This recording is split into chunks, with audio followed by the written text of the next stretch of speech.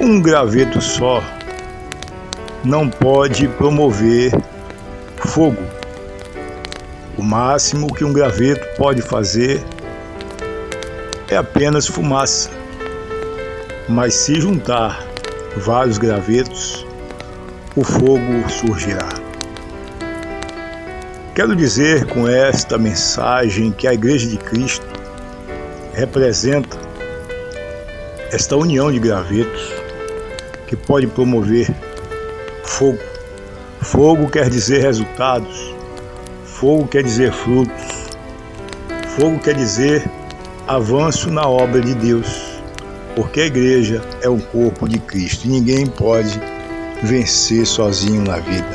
Precisamos nos unir para fazer a obra de Deus, porque ó quão bom e suave é que os irmãos vivam em união.